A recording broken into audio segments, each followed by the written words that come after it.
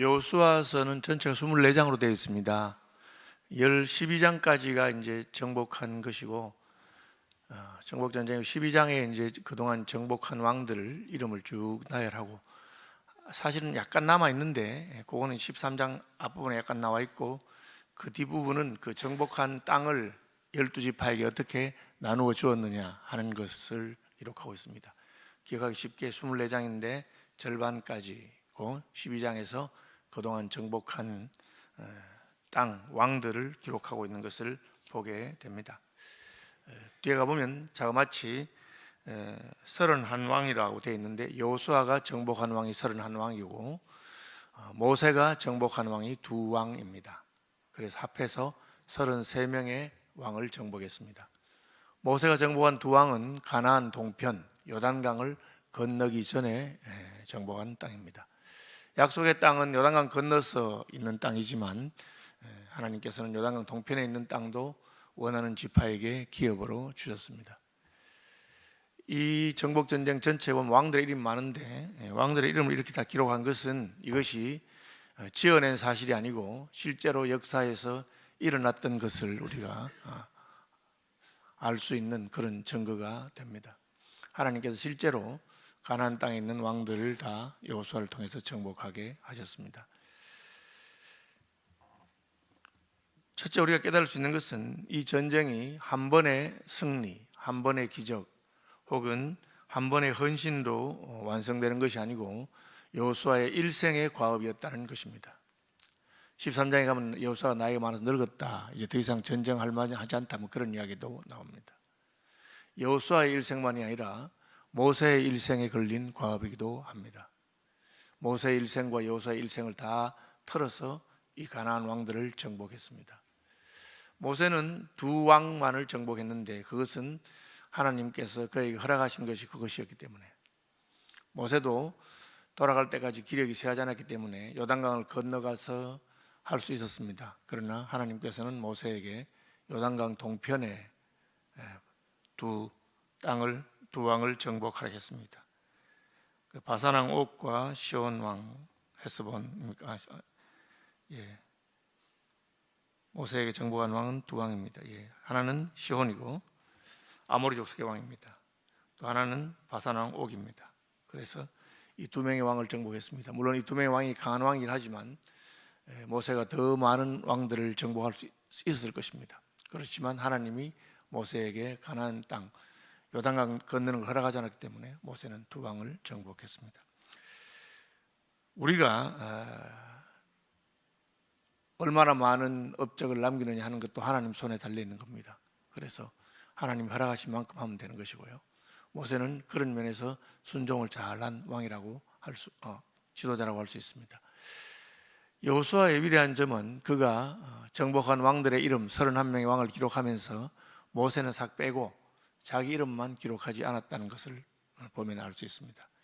그는 살아서 모세의 시종이었을 뿐 아니라 모세가 죽은 이후에도 모세가 하나님 앞에서 했던 그 업적을 지우지 않았습니다.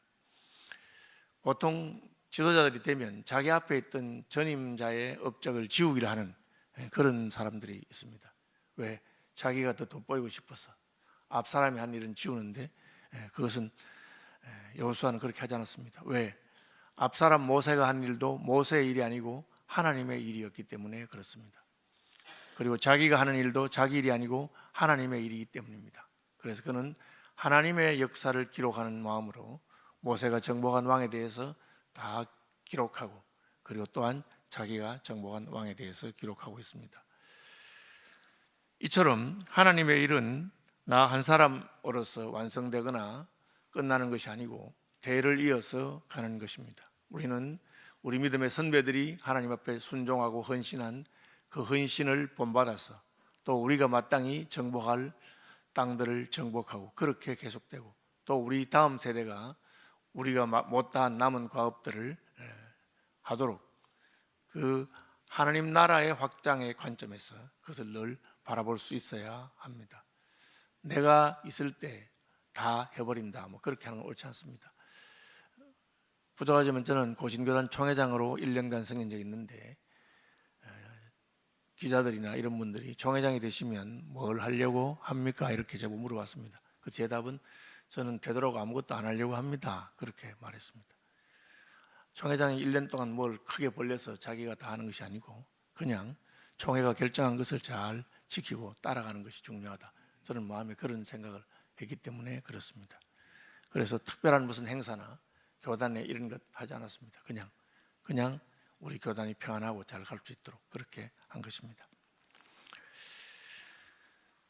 여호수아는 자그마치 31명의 왕을 정복했는데 그 왕 중에는 여러분 아시는 대로 여리고는 하나님이 직접 개입해서 전투 한번 제대로 하지 않고 정복한 견고한 성읍입니다. 그런데 아이는 어땠습니까? 아이는 작은 성인데 처음에 3,000명 보냈다가 실패하고 그리고 하나님께 부르짖었더니 하나님이 아간의 죄를 말해 주었습니다. 여호수아라고 해서 항상 승리만 한 것이 아니고 실패한 적도 있습니다. 왜? 그 군대가 하나님이 함께 할 수 없는 군대가 되면 그것은 승패가 확실하지 않습니다. 어쩌면 이길 수도 있고 질 수도 있습니다. 아이성을 얕보지 않냐고 3,000명을 안 보내고 처음부터 3만 명이나 30만 명 보냈으면 이길 수 있었을지 모릅니다.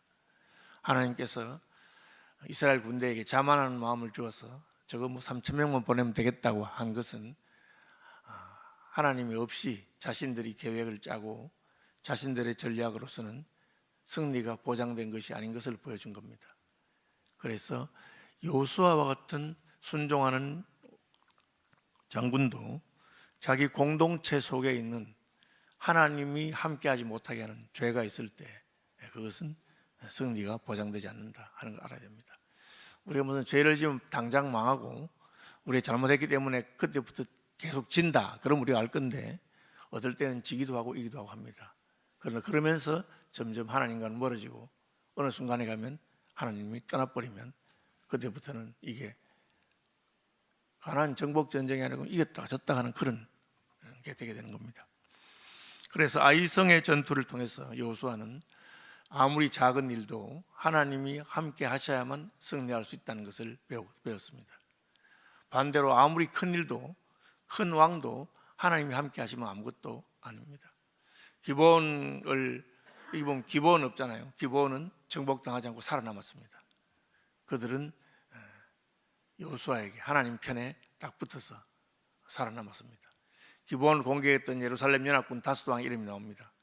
그 다섯 왕들도 여호수아가 어제 설교 들으신 것처럼 끝까지 가서 죽였습니다. 그런데 실제 역사를 보면 그 왕들은 죽이고 그 군대는 물리쳤지만 예루살렘 성은 정복하지 못했습니다. 예루살렘 성은 견고한 산성이기 때문에 몇 명 안 남아있어도 그 남아있는 사람들이 문을 굳게 닫고 지키면 정복하기 어려운 성이었습니다. 그 예루살렘 성은 언제 정복합니까? 그것은 다윗 왕 때 정복합니다.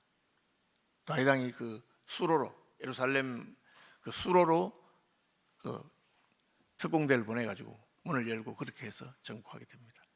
그 다윗 왕이 예루살렘 성을 정복하려 할 때 그 여부스 사람들이 살고 있었는데 이 성에는 쩔룩발이라도 100명을 당한다. 소경이라도 100명을 이길 수 있다. 성이 너무 견고해서. 그래서 그 말 때문에 다윗이 쩔룩발이 싫어한다. 너희가 그렇게 말하니까, 너희가 쩔룩발이 하니까 그런 소문이 돌았고 그것이 나중에 사울의 아들 머비보셋이 다윗에게 나갈 때 두려워하게 되는 그런 배경도 있습니다. 어쨌든 가나안 정복 전쟁은 다윗 왕 때까지 갑니다. 왜? 여호수아가 최선을 다했지만 그가 31명의 왕에게서 멈추었기 때문에 그렇습니다. 또 다른 한편으로는 기브온을 공격하러 온 예루살렘 왕과 그 군대를 그때 물리친 것이 아주 잘한 것입니다. 만약에 그때 물리치지 않았으면 예루살렘 왕이 살아있는 태로 군대를 데리고 예루살렘으로 들어갔다면 두고 큰 어려움을 겪었을 것입니다. 그때 왕이 죽고 군대가 많이 죽었기 때문에 예루살렘은 수비적이 되고 그렇게 된 역사를 우리는 알 수 있습니다. 많은 왕들이 있습니다. 많은 왕들이 있지만 승리는 하나님께서 하십니다. 하나님이 가장 위대한 왕입니다. 그럼 우리는 어떻게 하면 됩니까? 하나님 우리 편이 되어 주셔서 승리하게 하십시오 그렇게 말하는 게 아니고 우리가 하나님 편이 됩니다. 이렇게 많은 왕들이 정복당했는데 정복당하지 않은 왕이 있습니다. 누굽니까? 기브온입니다. 왜? 그들은 하나님 편에 섰기 때문에 그렇습니다. 저 강한 군대를 우리가 이기게 해주십시오 한 게 아니고 하나님이 승리하시는 분이니까 우리가 하나님 편이 되겠습니다. 그래서 여호수아는 승리한 것이라고 할 수가 있습니다. 이게 뭐 이름들 여러분 뭐 다 기억도 잘 안 나고 할 건데 어쨌든 33명의 왕을 정복했다. 모세가 2명, 여호수아가 31명을 정복했다. 그 33명의 왕, 정복당한 왕의 이름에 들어가지 않은 왕은 기브온 왕이다. 왜? 그는 하나님 편에 섰기 때문에. 여호수아의 승리는 그의 강함이 아니라 그가 하나님과 한편이 되었을 때 했다. 33명을 왕을 다 물리쳤지만 아이성에서 한번 실패한 적이 있습니다. 그 실패가 바로 하나님과 이스라엘 백성의 관계가 문제가 생겼을 때 하나님이 여리고성의 모든 재물을 하나님께 바치라 했는데 그것을 바치지 않냐고 자기 것으로 취했을 때 실패한 것이 있었다 하는 것을 기억하시면 좋겠습니다. 주기도문 합니다. 하늘에 계신 우리 아버지, 아버지의 이름을 거룩하게 하시며 아버지의 나라가 오게 하시며 아버지의 뜻이 하늘에서와 같이 땅에서도 이루어지게 하소서. 우리가 우리에게 잘못한 사람을 준 것 같이 우리 죄를 용서하여 주시고 우리를 시험에 빠지지 않게 하시고 악에서 구하소서. 나라와 권능과 영광이 영원히 아버지의 것입니다. 아멘.